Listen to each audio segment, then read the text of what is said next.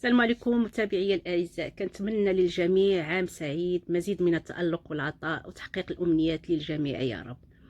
الوصفه ديال اليوم هي حوته معمره في الفرن بمزيج رائع كيجمع ما بين الحلو والمالح بطريقه جدا مختلفه ورائعه شكلا ومذاقا. فيلا جميع نشوفوا المقادير تباعا وكذلك الطريقه.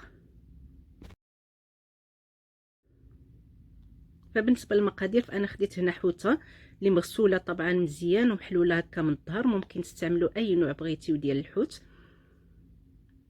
غنحتاج معاها كميه من البصله، واحد 3 الحبات ديال البصله هكا مقطعين مشنفين رقاق، 3 الحبات ديال الطماطم خليتهم بالقشره والزريعه قسمتها فقط على 4.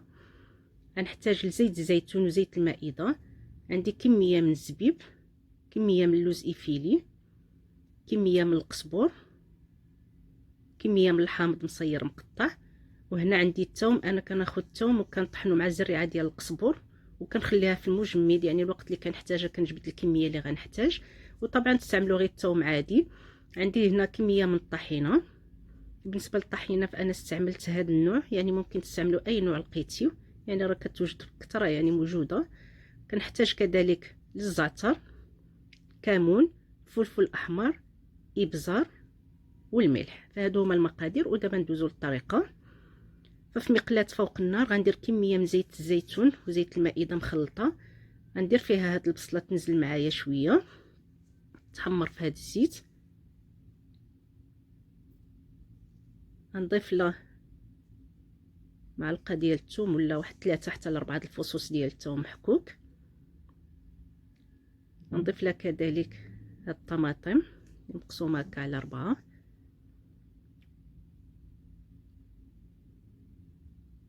نضيف العطريه اللي هي الملح، ابزار، كمون،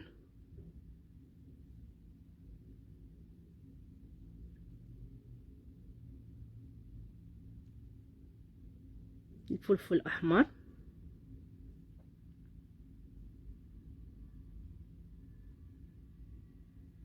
صافي. وغادي نخلط الكل مزيان. نضيف لهم من بعد كميه من القزبور هكا مقطع، ونخلي هذا الخليط ديالي يطيب مزيان.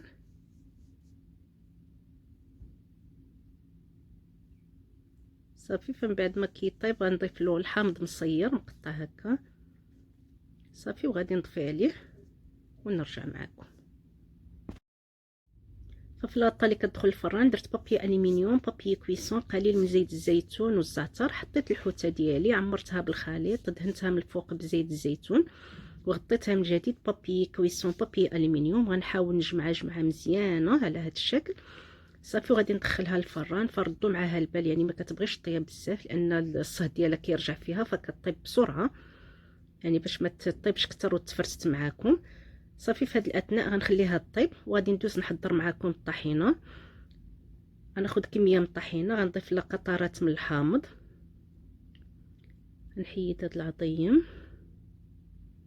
غنضيف الابزار، القليل من الملح، وغادي نخلط. وإلا شتا قصحت معايا نضيف لها قطرات من الماء ونخليها على جنب هي واللوز ايفيلي والزبيب.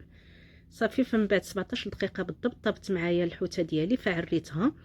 وغادي نحاول ندهن الوجه ديالها كامل بهذيك الطحينه، وغادي نديكوري مزيان هكا باللوز ايفيلي، يعني كتعطي واحد المنظر رائع، كتبان بحال القشور زعما ديال الحوت. صافي نخليها طيب. بالنسبه للطبق الاول المرافق فخديت كميه من الكلامار، واحد 3 الحبات ديال البصل هكا مقطعين، زيت الزيتون وزيت المائده. غنحتاج الملح، الفلفل الاحمر، الابزار، الكمون، الخرقوم والثوم والقزبور والحامض مصير. بالنسبه للطريقه جدا سهله. ففي مقلاة فوق النار درت خليط من زيت الزيتون وزيت المائده، درت هذوك 2 ولا 3 الحبات ديال البصل، درت لهم الثوم، ضفت عليه القزبور مقطع هكا رقيق، غنضيف الملح،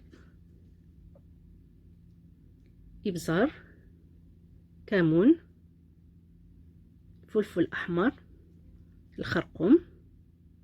غادي نخلط الكل حتى تنزل معايا البصله شويه. عاد نضيف هذا الكالامار اللي عندي في الكميه، يعني كتبقى اختياريه. غنخلط الكل من جديد ونخليه يطيب شويه. عاد نضيف له الحامض مصير، صافي، ونخلي الكل يطيب معايا مزيان. صافي، فغنضيف له هنا قطرات من الماء وغادي نخليه على جنب يطيب وينشف معايا مزيان. وندوزو للوصفه المواليه ديال القمرون. فعندي هنايا كميه من القمرون، يعني كتبقى اختياريه، واحد جوج حبات ديال الطماطم محكوكه، عندي طماطم مصبره، غنحتاج كذلك زيت زيتون وزيت المائده، الملح، الفلفل الاحمر، الابزار، الكمون، الخرقوم، الهريسه اختياريه، الثوم، القزبور والحامض مصير. وبالنسبه للطريقه جدا سهله. ففي مقله غادي ندير كميه، خليتهم زيت زيتون وزيت المائده، جوج حبات طماطم محكوكه، الثوم، القزبور، يعني الهريسه كتبقى اختياريه اللي بغى يضيفها، طماطم مصبره، الملح، الابزار، فلفل احمر، الكمون، الخرقوم. صافي، ونخلي هاد الطماطم ديالي هكا حتى تشحر معايا شويه. عاد نضيف هاد الكروفيت اللي عندي ولا القمرون، نخلط الكل. صافي، وغادي نضيف له واحد نص كاس ديال الماء ونخليها كيطيب، وغادي نضيف له الحامض في الاخير ونخليه ينشف معايا مزيان. وندوزو نشوفوا الطبق ديالي ديال اليوم كيفاش جا. فمن بعد ما تحمر معايا اللوز ايفيلي، فانا خليت هاد الحوته حطيتها في طبق التقديم على هاد الشكل. طبعا ما تخليوهاش طيب اكثر من القياس باش يبقى الشكل ديالها باين هكا وتجيكم في التقديم احسن. فاخديت هكا طبيصلات، عمرتهم جوج طبيصلات درت فيهم القمرون وجوج اخرين درت فيهم الكالامار. خديت هاد الفلافل الالوان اللي كنت حضرت معكم وصفه قبل في القناه. يعني التقديم كيبقى اختياري، كل كيقدم بالطريقه اللي كتبان له مناسبه. في الاخير فقط غادي نضيف هكا هاد الزبيب اللي بقى لي. فصدقوني وصفه كتجي جدا رائعه ومميزه ومذاق جدا مختلف، يعني كنبعدوا شويه على الطرق التقليديه اللي كنعمروا بها الحوت وكنقدموا بها الحوت. وهذا هو الشكل النهائي ديال الطبق ديال اليوم اللي كنتمنى ينال اعجابكم وتجربوه، وما تبخلوش عليا بتعليقاتكم اللي كتشجعني وتحفزني على المزيد من العطاء. فشكرا للجميع، والى فيديو قادم باذن الله. مع السلامه.